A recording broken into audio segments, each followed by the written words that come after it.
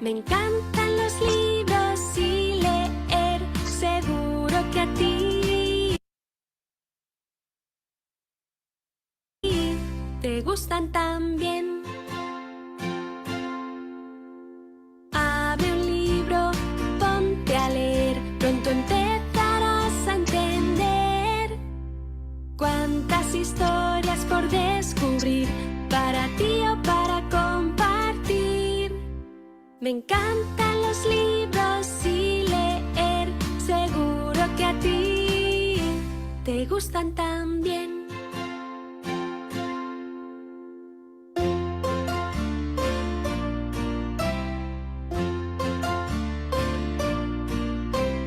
Ve a la biblioteca, ¡qué bien! O a la librería, también. Elige el que más te guste. Ahora sí, ¿cuántos libros hay para ti? Me encantan los libros y leer, seguro que a ti te gustan también.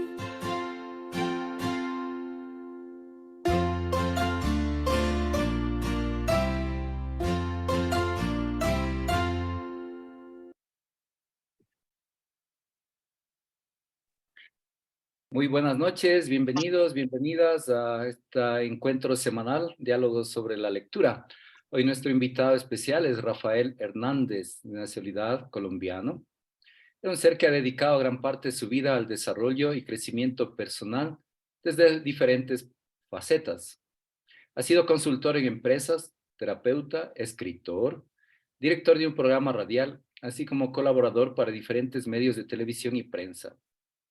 Es especialista en mindfulness. Ya me explicarás, Rafael, qué es el mindfulness para la salud y el desarrollo. Terapeuta transpersonal de la Escuela Española de Desarrollo Transpersonal. Bienvenido, Rafael. Hola Jaime, qué gusto estar aquí contigo y con todos los que nos acompañan desde Ecuador, Colombia y toda América Latina. Un placer estar aquí para tertuliar esta noche sobre un tema que nos apasiona como lo es la lectura. Así que gracias por esta invitación, me encanta. Rafael, algunos años atrás me hizo este homenaje. Aquí tengo 2 libritos, pero son más libros del Sentir en Silencio y Quédate, Rafael Hernández. Muy sencillos, pero que llegan al corazón. Así que muchas gracias, Rafael. Bueno, el tema, el Club de Lectura Unicornio Multicolor se dedica a promover la lectura. Así que nuestras preguntas van por allí. Luego ya nos comentará la faceta de escritor, pero empecemos por la lectura. Muy ¿Qué bien. recuerdas, Rafael, de tu infancia? ¿Qué persona influyó en ti? ¿Cuál fue el primer libro que te impactó? Cuéntanos un poquito. La primera infancia, luego pues la juventud, la adolescencia, iremos conversando. Me encanta cómo las preguntas llevan la mente a volar lejos a recuerdos que están allí y que de un momento a otro llegan. Mira, yo estudié en un colegio de hermanos españoles y el rector, que se llamaba el hermano Rufino Duque, nos solía leer cuentos. Y él iba por el salón con el libro caminando y recuerdo que tenía una entonación maravillosa en su español castizo puro, con todas las acentuaciones, una magnífica uso de los signos de puntuación, de forma tal que ayudaba a la mente a procesar cada parte de lo que estaba leyendo. Me trajiste esa imagen con esa pregunta. Y recuerdo que nos leía estando en primaria El Quijote, nada más y nada menos que El Quijote de Miguel de Cervantes, pero nos ponía luego a fantasear y a recordar, nos hacía preguntas, no tanto desde el punto de vista de comprensión lectora, con todas sus vertientes de comprensión literal, inferencial, sino más que todo para explorar qué imágenes habíamos creado a partir de la lectura. Y claro, todos hablábamos del Sancho Paisa, nos imaginamos el gordito, nos imaginamos el caballo a Rocinante y la lanza, y entonces pintábamos en el tablero lo que nos imaginamos. Eso era lo que hacían en clase. Y recuerdo que teníamos tal vez, no sé, entre los 10 9 10 11 años, y nos cambiaban. Luego nos leían fábulas, las fábulas famosas de Esopo, que también eran maravillosas, y que ahí ya un poco más grandecitos, pues siempre hacían las preguntas respecto a los valores, a qué habíamos escuchado, aprendido, en qué se parecían nuestras vidas. Entonces fueron los primeros acercamientos, escuchar al Quijote en la voz de un español y los cuentos y las fábulas de Sopo. ¿Y qué edad tenías? ¿Qué edad tenías, Rafael? Estaba entre tercero y quinto de básica primaria, o sea, Ya. alrededor de los 9, 10, 11 años más o menos. Qué bien, qué bien. Ahí mandamos un me gusta y allí una estrellita que hace magia.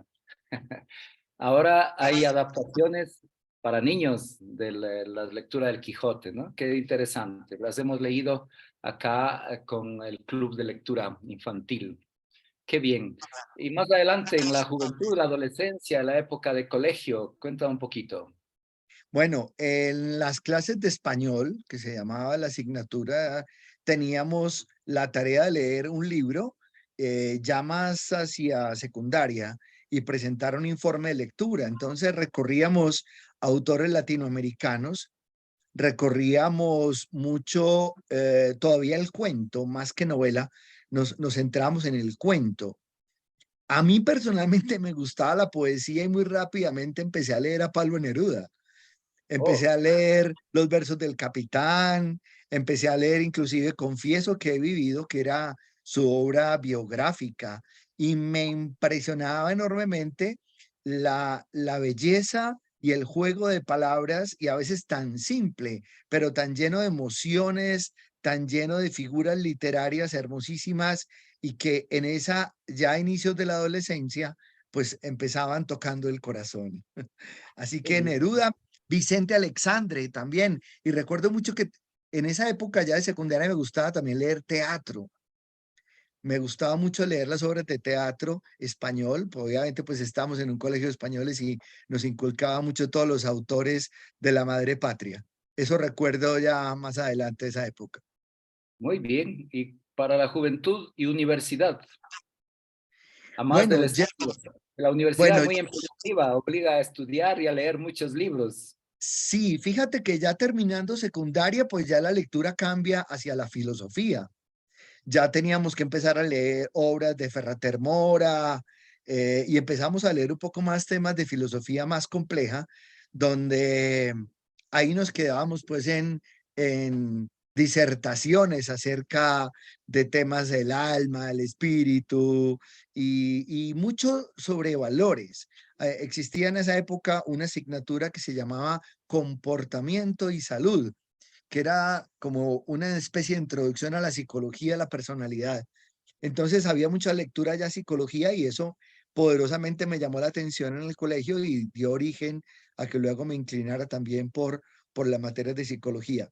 Fíjate que la lectura en la universidad da un vuelco hacia la necesidad de leer para avanzar en las diferentes asignaturas. Entonces, si bien es cierto, se vuelve un poco obligatoria y además muy densa. Por ejemplo, yo recuerdo que en antropología social y cultural teníamos una cantidad de documentos para leer, en cada asignatura de psicología evolutiva. Entonces estudiábamos por allá a Piaget, y estudiábamos, en psicología del aprendizaje, todas las teorías de Vygotsky, de Luria, de Bandura, en fin. Entonces ya era una lectura mucho más centrada en el conocimiento y en el aprendizaje. Y digamos que en esa época bajó un poco por tiempo diría yo también, la lectura de literatura. Solo mantenía uno que otro libro muy particular, y muy hacia la época de la universidad volví a releer todas las obras como de finales de la secundaria, ¿no? Porque empecé a encontrar la psicología de los personajes. Juan Salvador Gaviota, un clásico de siempre, ¿no? Tiene un contenido psicológico y espiritual muy profundo, ¿no? Y en general todas las obras de Richard Bach. Sí, allí es un libro que me encanta a mí también, ¿no? Juan Salvador Gaviota, el mensaje de superación personal y sobre todo me llamó mucho la atención y me ha quedado eso de que la salvación viene de fuera, es decir, uno requiere alguna ayuda externa, no siempre es uno solito, pero hay alguien que de afuera le ayuda. Entonces, encontrar en las personas, encontrar las circunstancias, encontrar alguien más. Yo solía decir que uno se está ahogando, uno mismo no puede jalarse los pelos, no es posible, necesita que alguien lo salve. Interesante allí eso, ¿no? Que la salvación viene de fuera. Una palabrita por decir salvación, pero que la ayuda y que uno requiere alguna ayuda externa para poder desarrollar el propio potencial. Pero ¿sabes qué? Los libros juegan ese papel. Los libros son ayudas, son mensajeros que vienen, ¿no? Y que de alguna manera, y yo siempre lo he dicho, ya me voy un poco a la tarea del escritor. Si una sola persona que leyó el libro o el poema o la obra que escribiste encontró sentido para su vida y su existencia, ya valió la pena haber hecho ese escrito, porque es ahí donde el escribir tiene significado, y es que alguien que está leyendo recibe esa información. Yo he tenido un par de experiencias, o bueno, varias, donde hay gente que me ha dicho, es que usted escribió eso para mí. Y yo decía, wow, qué maravilla, qué bonito que así suceda. Es más, años después, personas que llegan y, usted no fue el que escribió el libro tal, ay, yo lo tengo, a mí me llegó de tal manera, y es maravilloso, además, ese encuentro con el lector, con quien te ha leído, y escuchar todo lo que ha pasado en ese tiempo con alguno de esos libros. Entonces yo creo que, siguiendo con la idea de Juan Salvador Gaviota, los libros son mensajeros. Yo tengo una práctica, y es que cuando me llega un libro a mis manos, generalmente lo tomo entre las manos, ¿no? Hago alguna petición, oración, como lo queramos llamar, y digo, ok, ¿qué mensaje hay aquí en este libro para mí, para este momento de la vida? Abro, a veces cierro los ojos y bueno, depende del nivel de detalle de la pregunta, subrayo o pongo el dedo en alguna parte del libro, luego abro y leo. Y digo, wow.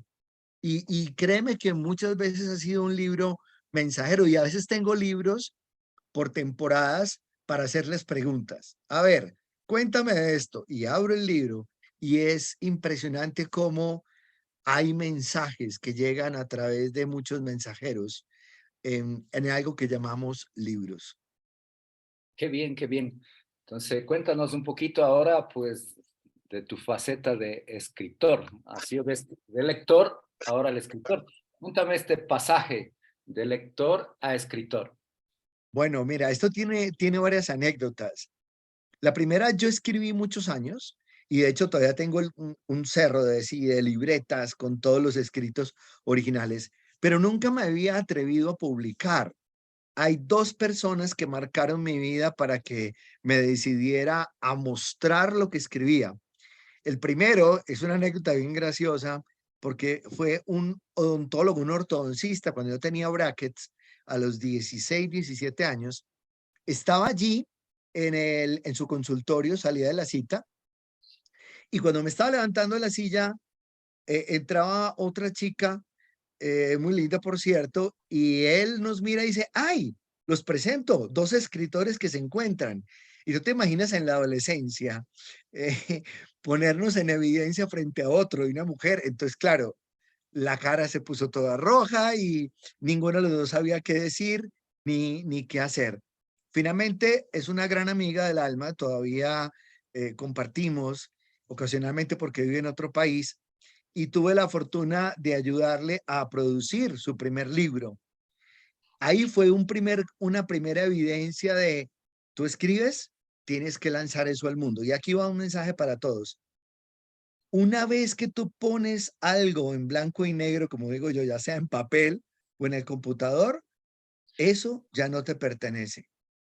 Porque esa revelación que salió de tu mundo interior, la puedes o debes, no desde la obligación, sino desde el deber, entregar al universo, porque para alguien puede ser una iluminación, una respuesta, una sabiduría.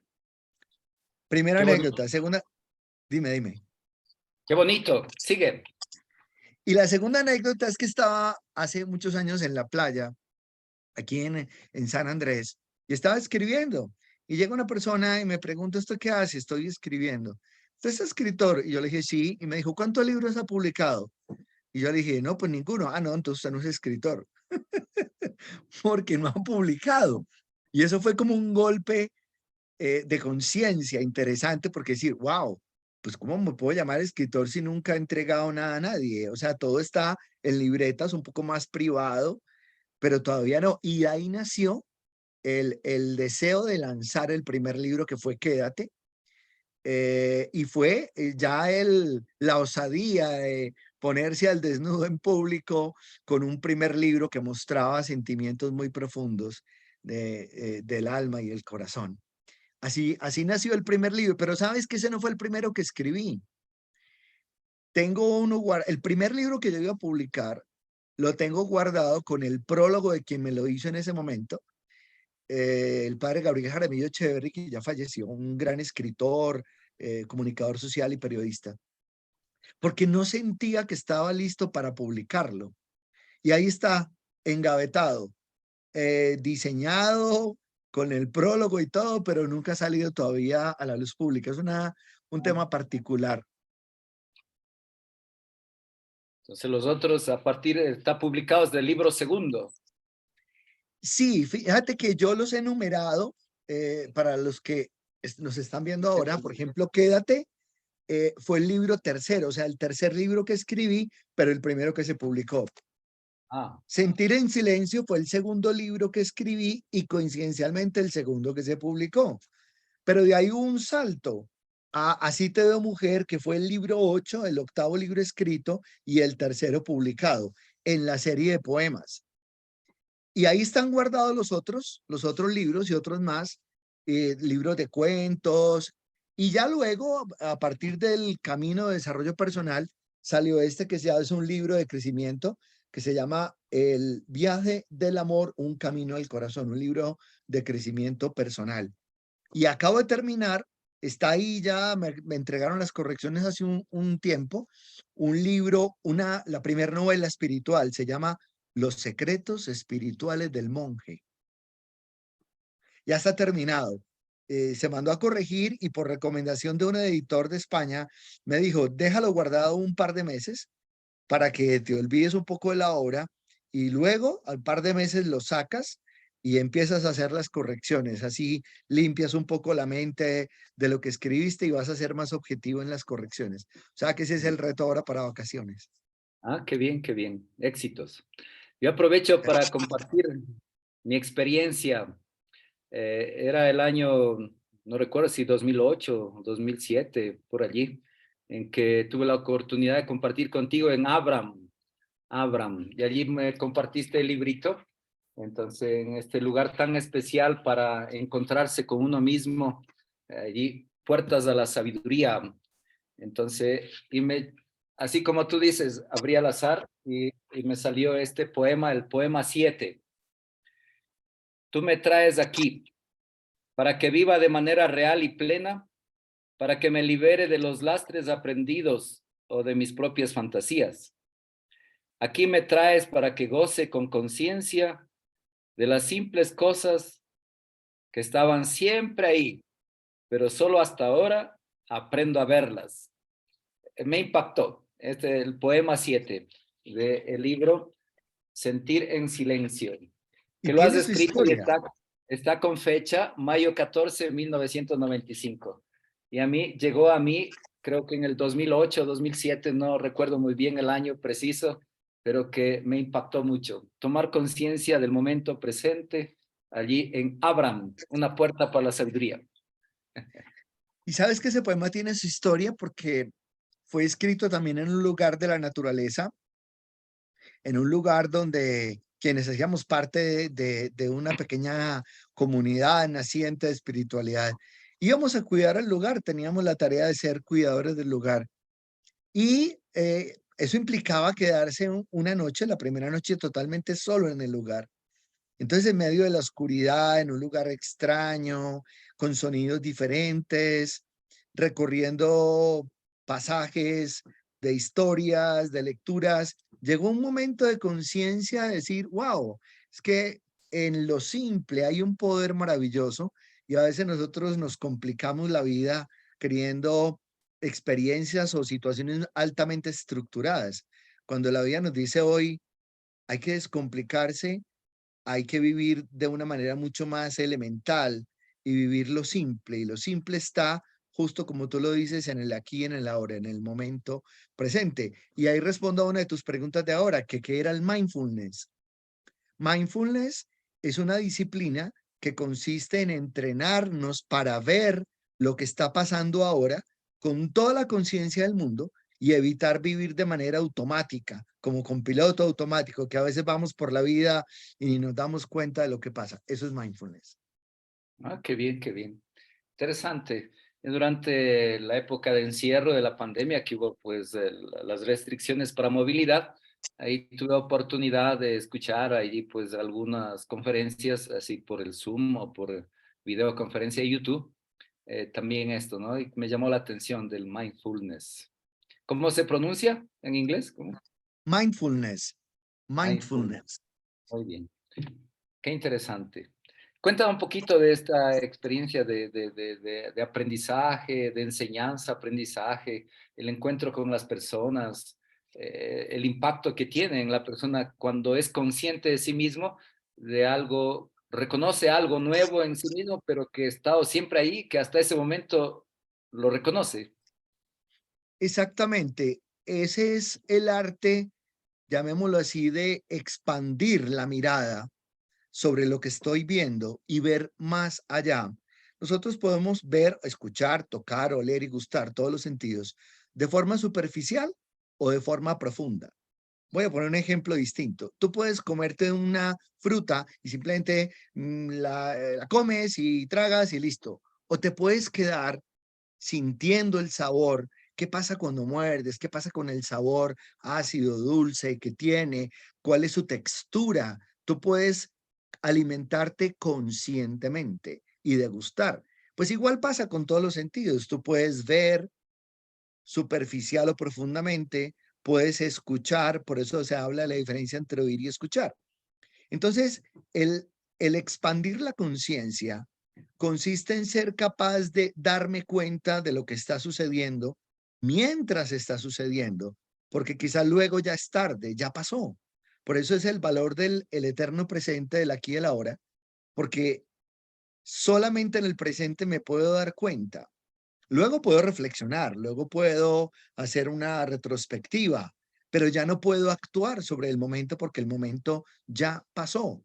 Solo puedo actuar en un instante, que es en el ahora. Lo que yo no diga ahora, dentro de una hora puedo decir, ay, hubiera comentado esto en la conversación con la gente del grupo de lectura, el círculo del club de lectura, pero ya no lo dije. Entonces ya no vale la pena que dentro de una hora yo diga, ¿por qué no contesto? ¿Por qué no hablé? Es aquí y ahora.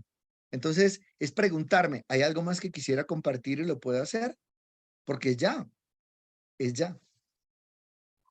El momento presente, que es tan sutil. A mí me llama mucho la atención, ¿no? Que el momento presente, como el agua entre las manos, va fluyendo. Uno por más que haga el cuenquito, el agua fluye y que ya pasó, el futuro es ya y todo. Un, tan sutil el presente, pero tan interesante aprender a vivirlo y a disfrutarlo y a vivirlo en intensidad. Muy bien, continúa un poquito con esta fase de escritura. Entonces, si nos puedes contar un poquito de este libro, por ejemplo, Sentir en Silencio, que, ¿cómo fue que elegiste el título a esta serie de poemas que cantan a la vida, a la experiencia, al aprendizaje, al amor, y así por el estilo, los otros libros? Fue Empecemos con precisamente, fue precisamente en ese lugar que te contaba, les contaba ahora, que se llamaba El Monasterio, que era un paraje en una vereda, en un municipio cercano a Medellín que se llama San Pedro de los Milagros. Cuando estábamos allí, cuando íbamos a ese lugar, una de las actividades del sitio y del protocolo, de la propuesta de Gabriel, era hacer silencio, irnos a la naturaleza, muy del corte de Francisco de Asís, ¿no? Irnos allí, hermano árbol, hermana luna, abrazar el árbol, escuchar el agua, escuchar los pájaros, tocar las piedras. De hecho, él tenía un xilófono de piedra, sonaba hermosísimo. Entonces, nos entrenamos en ese arte del silencio y justo allí empecé a descubrir cómo en el silencio, cuando tomaba conciencia del silencio, lo que yo estaba sintiendo se amplificaba y podía ser mucho más consciente de lo que se estaba sintiendo que cuando estaba hablando, que cuando estaba haciendo ruido, porque la mente me podía sacar de la emocionalidad. Y como parte del trabajo de este lugar era ir adentro del silencio para mirarme, para conocerme, para responder preguntas en un acto de introspección y de mirada profunda, nació el título. Y de hecho, la mayor parte de los poemas de ese libro fueron escritos allí. Por eso tienen un misterio, porque hacen como un puente entre el amor humano y el amor divino, porque hay una serie de poemas que fueron escritos a la divinidad, a Dios, a la creación, al Padre, a todos los misterios que están encerrados en el mundo de lo espiritual. Y otros, en cambio, fueron escritos a la mujer. Y lo particular es que hay lectores que me han dicho, wow, pero estás muy enamorado. Y dije, pero ese no era para una mujer, precisamente, era para la divinidad. Otro tipo de amor, ¿no? Por supuesto. Es un poco la historia de sentir en silencio. Qué bien, qué bien. El poema 7 a mí me hizo mucho bien. Hace muchos años y sigue siendo bien. Bien, cuéntanos de Quédate, libro tercero que nos decías que paradójicamente fue el primer libro publicado. Sí, este Quédate fue el libro que surgió en esa playa en San Andrés. Cuando esta persona me dice, si no has publicado, todavía no eres escritor. Entonces, tomé la decisión a partir de la inspiración que empezó a llegar ahí. Eran 5 días y yo no paré de escribir. 5 días en ese viaje donde no paré de escribir, escribir, escribir. Entonces hice una selección de esos poemas, de ese tiempo, de ese momento, de ese espacio, de todas las emociones que estaban surgiendo en ese encuentro, de todo lo que estaba ocurriendo en ese lugar. Además, el mar y la playa, para mí siempre ha sido una fuente de tremenda inspiración.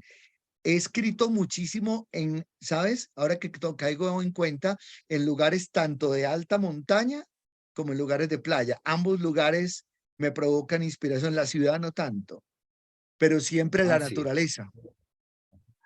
Claro que sí, la montaña, la inmensidad, ¿no? Es un misterio el contacto.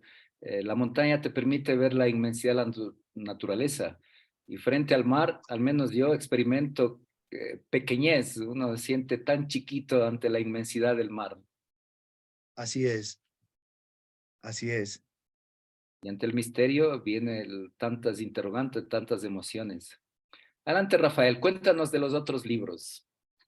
Bueno, luego viene Así te veo mujer. Así te veo mujer es una selección de poemas ya de diferentes años, pero siempre en la misma época, entre el 96 y el 97, y que tuvieron que ver con sentimientos producidos por diferentes experiencias, tanto propias como contadas. Aquí en este libro empiezo a convertir en poemas historias que me compartían las personas o en consulta, en terapia, y que me generaban una imagen de un hecho que luego lo convertía en poema. Recuerdo otro, aquí hay una anécdota de un poema, no recuerdo cuál es, pero sí me acuerdo de la historia. Yo estaba en la playa en la ciudad de Barranquilla, Colombia, acababa de dar un taller y siempre me iba a las 4:30 que terminaba a ver el poniente, que era además absolutamente hermoso. Y resulta que había un poema, perdón, un par de aves revoloteando por ahí. Yo me quedo contemplándolas y escribo un poema.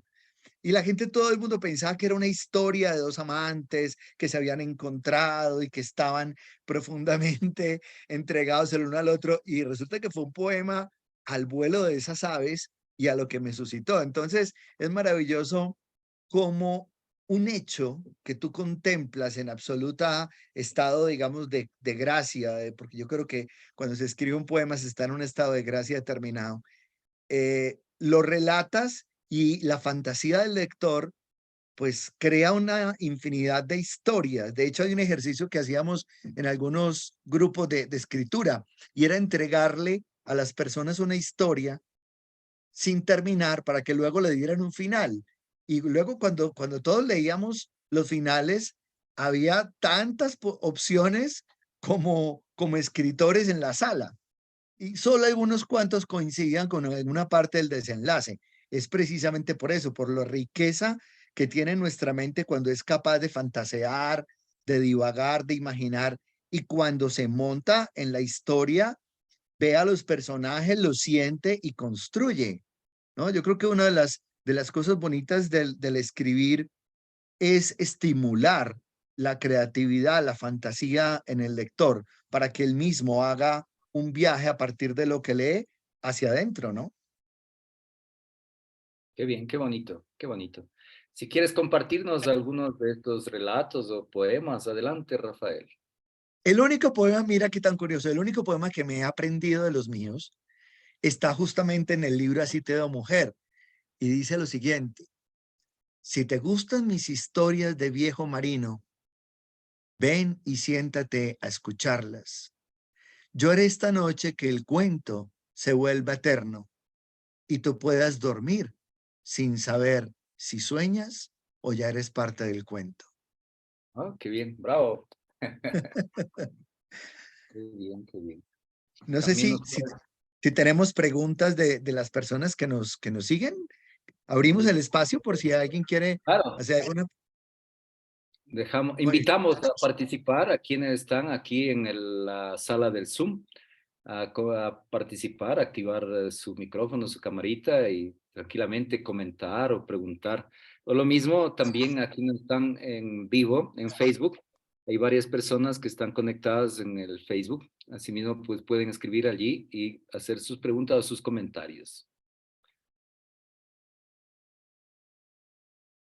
muy bien, ya esperaremos que levanten la manito para abrir el espacio. Mientras, mientras se animan, entonces nos puedes seguir comentando del otro librito, de este de aprendizaje, de este libro en conjunto que trae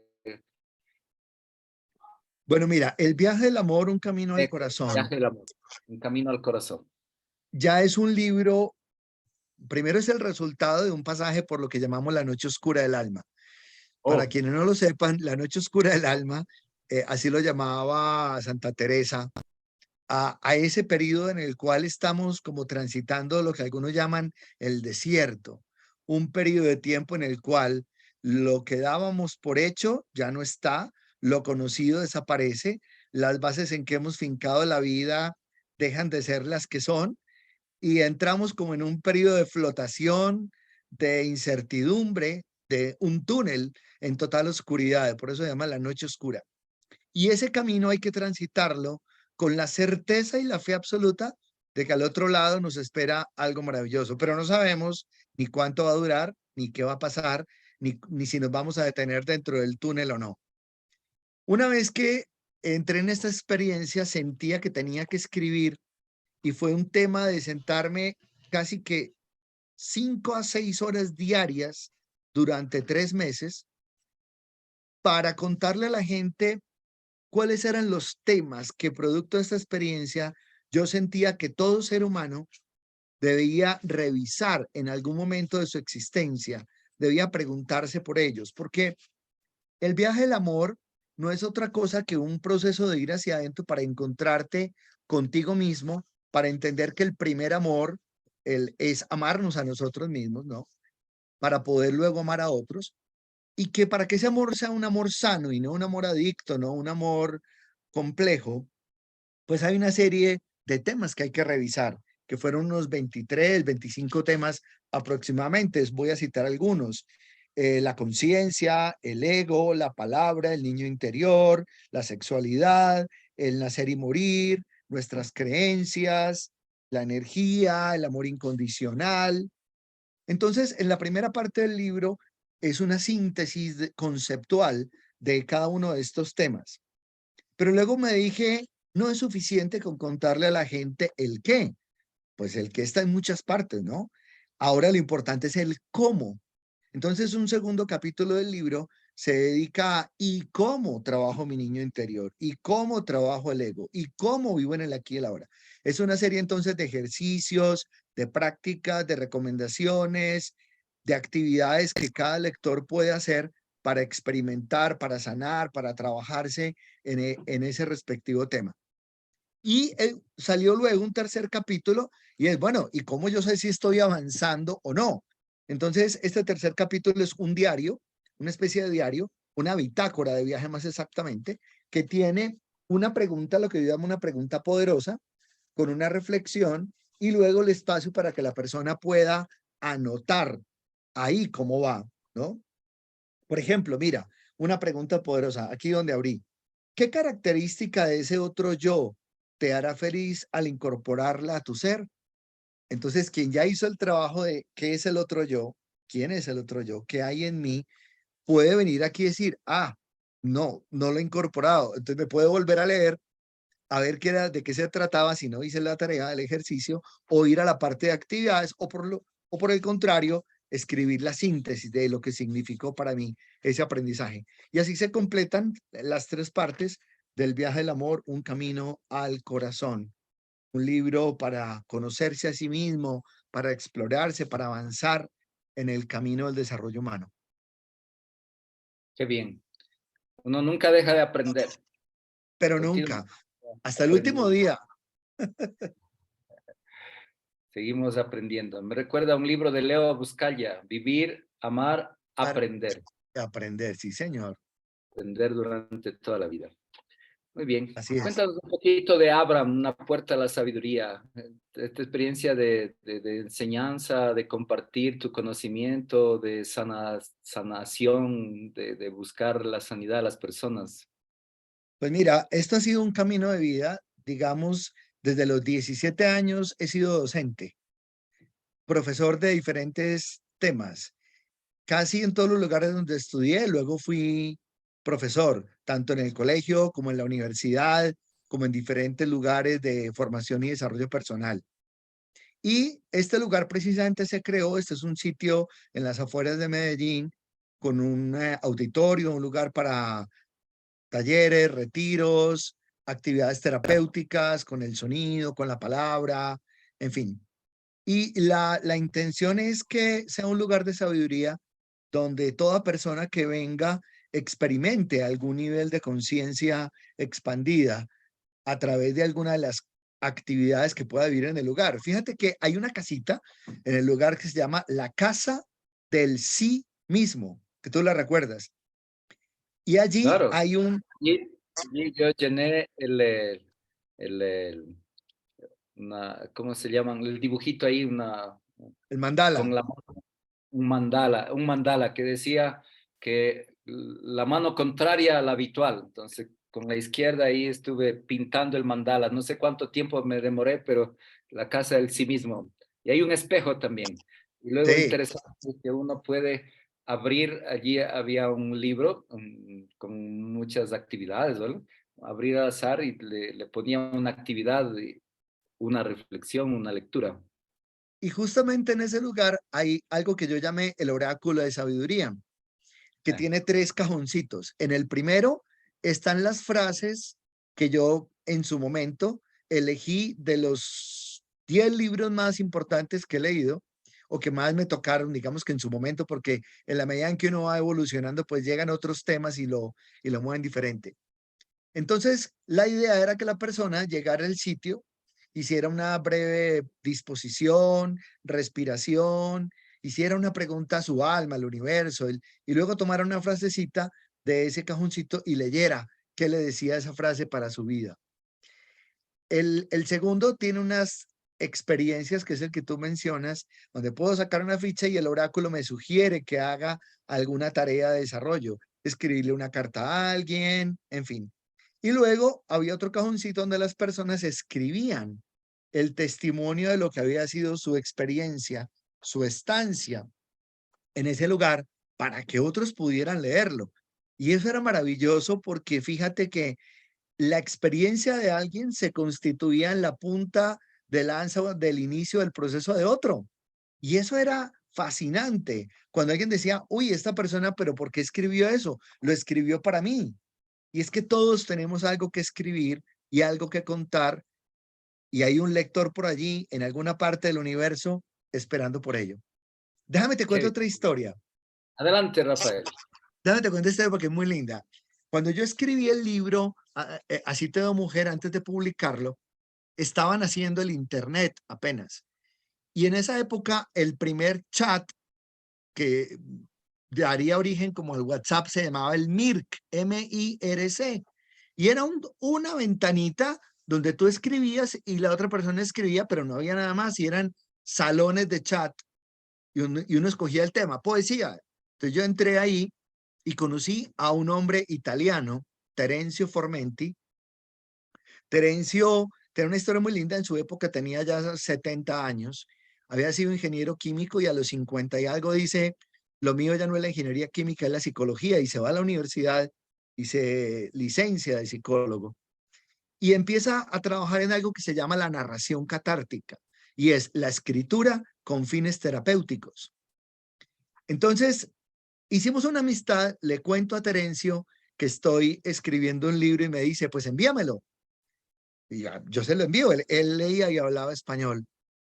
Le envío el libro a Terencio y a los meses me llega un paquete a mi casa, con gran sorpresa, grande, con muchas cosas. Lo abro y estaba mi libro, Así toda mujer, publicado por él en italiano, traducido y publicado en el italiano, Così ti vedo donna. Y él lo imprimió y lo publicó allí en Brescia, en Italia. Y además de eso, me escribió el prólogo del libro de Así toda mujer, y su hija, de nombre Rafaela, me regaló el dibujo, el diseño de la carátula. Es una experiencia muy linda.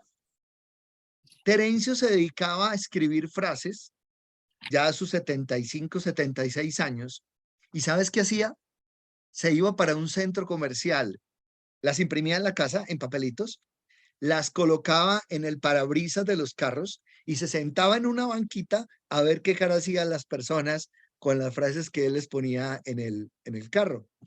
Y me contaba que algunos se enojaban, algunos ni se daban cuenta y arrancaban, entonces luego la botaban con el parabrisas, y unos cuantos la tomaban, la leían, se quedaban pensando, se sonreían, la guardaban en el bolsillo, y eso a él lo hacía feliz y le dedicaba unas cuantas horas a la semana a esa tarea. Una frase que puede tocar el alma de una persona. Qué bien. La tarea de alegrar al mundo. Total, total. Muy bien, entonces ya vamos ya a la recta final de nuestro programa de hoy. Volvemos a preguntar o a pedir la participación si alguien quiere comentar, preguntar, corroborar. Mientras se animan, pues seguimos conversando. Cuéntanos alguno o léenos alguno, ya que tienes a mano Así te veo mujer, léenos alguno de tus poemas, ya que hay muchas mujeres conectadas hoy. Muy bien, vamos a mirar aquí. Y fue como un sueño, tejido con hilos de magia y ventura, que fue tomando forma entre palabras y gotas de lluvia. Por momentos hubo un hechizo de silencios que hizo eco en lo profundo del deseo, alimentándose de razones claras que ya estaban preparadas para surgir al llamado. Todo se construyó entre susurros y caricias, aumentando la profundidad de cada escena. Las miradas se cruzaban, dejando entrever el alma, y un nuevo espacio cobraba vida lleno de colores y perfumes. Y como todo cuento de palacios, príncipes y princesas, se vistió de más sueños felices en medio del éxtasis que nos bañaba. Así fue, casi como un ritual, nuestro mágico encuentro. Qué bien, qué bien. Gracias, Rafael. A ti. Un me gusta, una estrellita que hace magia. Qué bonito. La estrella es... Adelante, Patricio, está levantando por allí la mano. Adelante, Patricio. Muchas gracias. Saludos, Rafael. Qué gusto escuchar tus poemas, tus experiencias. Saludos, Jaime, también. Y a aquellos que sí semana a semana nos encontramos. Muchas gracias. Una pregunta que me queda. A mí me ha gustado escribir poesía y no he hecho lo que has hecho tú y obviamente pues yo en los 15 años de una de mis hijas le regalé los poemas. Ella decía, papi, yo quiero también tener unos poemas. Le dije, y este va a ser un motivo para publicarlos. Bueno, se ha quedado dormido creo que ya 10 años desde esa expectativa y me alegra mucho escuchar esto, ¿no? Lo que tú decías, una vez que lo escribiste, sé yo, ya no es tuyo, tienes que lanzarlo al mundo. Entonces, gracias primero por esa... Voy a ver cómo lo retomo eso. Pero no sé, me quedaba una pregunta. Estás lleno de emoción, si se quiere, estos poemas como tal, pero no sé, ¿cuál es la emoción más grande, valga la redundancia? ¿O cuál sientes que ha sido tu logro más grande al escribir esto? Bueno, gracias, Patricio, por compartir. Primero déjame decirte algo.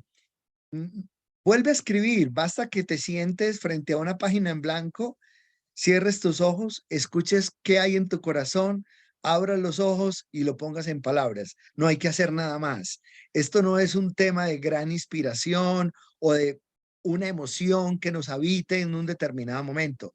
Obviamente, hay unas épocas en que la tristeza, por ejemplo, es gran inspiradora, ¿sí? Porque cuando hay, por ejemplo, en varios libros un desamor, una ruptura, que queda ese vacío en el corazón, ¿no? Una separación, algo, es fuente de inspiración. Pero en general, el sentimiento, digamos, o la emoción que más ha atravesado la escritura ha sido el amor. Y el amor no solo como sentimiento, sino como camino, como búsqueda y como hallazgo. Porque el amor no hay que verlo solo como un momento, sino es un camino, el camino del amor, el camino del amor al otro, el camino del amor a mí mismo, el camino del amor a la creación, a la naturaleza, el camino de reconocer el amor como la disposición que lo conecta a todo, la fuerza, la magia que lo une todo, que lo hace todo posible.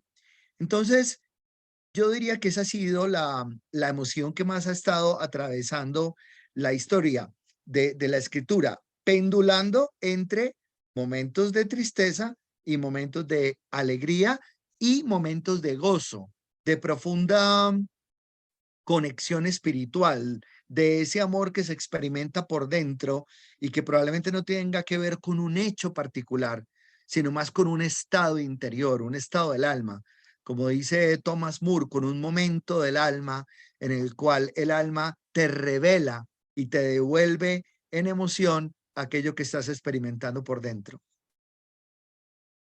Qué bien, qué bien. Gracias, Rafael. Aprovechamos la ocasión para dar saludos a quienes por el Facebook nos están también mirando allí. Matilde Vítores García, bibliotecaria, Unidad Educativa Fiscal, Provincia de La Suay, Guayaquil. Así que gracias. Ruth Espinosa, Matilde Vítores García, Anita Herrería Germánico. Y acá pues saludamos a quienes están conectados en la sala, aquí, o sea, Oscar, Carmen, Eli, Esther, Fiore, Génesis, Margot, María Adelaida, Marudi, Mercedes, Nancy, Normita y obviamente Patricio. Gracias, Patricio. Así que anímate, Patricio, a publicar todo aquello que tú has escrito. Bueno, voy a hacer ese intento que me diste y gracias, Rafael, por el consejo, ponerte frente a una hoja en blanco y dejar que huele la inspiración. ¿No? Muchas gracias por el consejo. Creo que lo necesitaba escuchar. ¿Sí? Muchas gracias, o sea, y lo voy a poner en práctica y descubrimiento de este camino, ¿no? Que realmente, pues, no sé cómo explicarlo, pero es como ir descubriendo ese camino y que me va a permitir también transmitir, porque yo siempre digo, es cierto que somos hojas en blanco, pero sin embargo debemos escribir nuestra propia historia, ¿sí? No, gracias, nada más, Rafael. En alguna parte me ha quedado esta frasecita: cuando el alumno está listo, aparece el maestro. Así es. Y una recomendación para Patricio y para todos. Digo una hoja en blanco porque no se trata de escribir en la computadora, porque precisamente la mano es parte del cuerpo, está conectada con el corazón y es muy diferente, yo me he dado cuenta, lo que escribo cuando lo hago manuscrito a cuando lo hago digitado en el computador, en la computadora. Es muy diferente, no solamente por la velocidad de la escritura, ¿sí? Por la estructura inclusive sintáctica de la redacción es diferente. Entonces, yo siempre digo, coge un papel, una libreta, cómprate un cuaderno nuevo, ponle un título o déjalo en blanco por ahora y empieza a escribir, y empieza a escribir. Y no importa si solo sale una frase el primer día, no importa. Aquí no se trata de la extensión ni del contenido, se trata de reconectar con aquello que hay en mí y que necesita ser expresado. No importa, yo he visto libros, inclusive acuérdate que en el Japón, no recuerdo el nombre, creo que es el haiku, no recuerdo, pero son poemitas muy corticos, pero llenos de una infinita sabiduría. Entonces no se trata de la extensión. Sí, hay una frasecita interesante, ¿no? Que allí el caracol es el metro que Dios ha inventado para medir el mundo. ¡Wow! Muy bien. Entonces es el acto de enfrentarnos a ese papel en blanco, escribir y hacerlo y darle continuidad todos los días un poquitín. Y eso es una reconexión. Yo he tenido periodos de, llamémoslo, de sequía literaria, en los que vuelvo y siempre vuelvo al papel. A veces ya cuando empieza la hora y veo que hay un contenido que va a ser largo, luego lo digito y ya escribo en la computadora, pero la idea original de la mayor parte de mis libros y mis escritos siempre ha sido a mano. Siempre así. Inclusive hay varios libros que están ahí empezados que no se han terminado todavía y empezaron a mano, inclusive en una servilleta. Hay un libro, un cuento, una novela, no sé todavía cómo ir a terminar, que se llama El hombre del cencerro. Iba para una exposición de arte aquí en Medellín, en la Universidad de Medellín, y en un semáforo vi una persona que estaba allí pidiendo dinero, pero que estaba tocando en un cajón como un cencerro, ¿no? Con unos palitos. E inmediatamente me vino la historia del hombre, que fue maravilloso, me imaginé toda su vida. Me fui para la exposición y yo no estaba tranquilo. Entonces pedí, lo único que había eran unas servilletas y empecé a escribir en frasecitas lo que me había llegado durante el camino del semáforo hasta allá, como para que no se perdiera la idea. Y me la pasé, creo que buen rato de la exposición y luego en la reunión escribiendo para que no se fuera aquello que había llegado de manera maravillosa. Y lo más mágico de esa historia es que luego volví a pasar por el lugar unas semanas después y me senté a hablar con este hombre y muchas de las cosas que me había imaginado eran ciertas. Qué bien, interesante. Muy bien, Rafael. El tiempo es finito, así que nos has tenido embobados aquí, muy atentos a tus palabras. Gracias. Realmente Abraham cumple ese eslogan, una puerta a la sabiduría. Muchísimas gracias, Rafael. Esto da para seguir en otros encuentros y seguir profundizando y comentando. Así que Jaime, agradezco. Dime, Rafael. a ti mi gratitud, un gran abrazo del alma. Siempre ha sido un gusto compartir contigo. Para los que nos siguen, Jaime y yo tuvimos la oportunidad de participar en un programa de televisión acompañando personas que hacían preguntas y ambos dábamos nuestra respuesta desde nuestro punto de vista. Allí nos conocimos y se ha forjado una amistad que muchos años después nos tiene aquí compartiendo con ustedes en este lindo grupo de este círculo de lectura, de este espacio de lectura. Muchísimas gracias, Rafael. Recuerdo ahí. El programa llevaba un nombre interesante, Emergencia Espiritual. Sí, señor. Así es. En vivo y en directo Claro, en uno no sabía televisión. qué le van a preguntar. Correcto. Ajá. Muy bien. Así era. Bien, gracias. Entonces, vamos a poner la publicidad final del Club de Lectura y luego nos despedimos. Así que Muchas gracias a todos. todavía no te desconectes, Rafael. Ah, bueno. Ok. Ok, un minutito más. Gracias.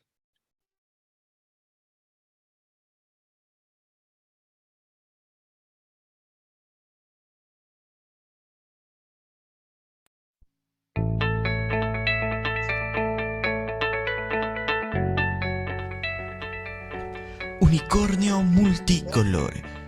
Se dedica a la promoción de lectura y talleres de lectura. Promueve al lector a continuar enganchado con el mágico mundo que los libros nos ofrecen. Unicornio Multicolor. Animar a nuestros hijos a leer desde pequeñitos es muy importante para que cuando crezcan tengan interés por la lectura. No se trata de enseñarles a leer desde bebés, sino que descubran el fascinante mundo de los libros. Unicornio Multicolor. Para contactos, comunícate al 098-509-9085. Unicornio Multicolor, soñar para crear.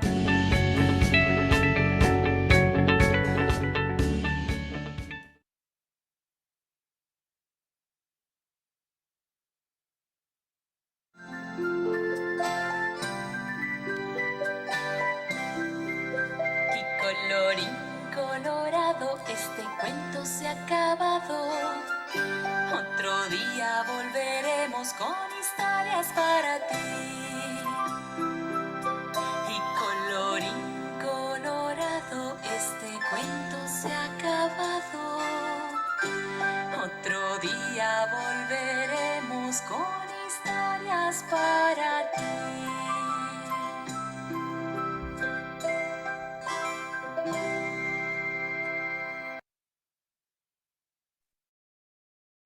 Muy bien, entonces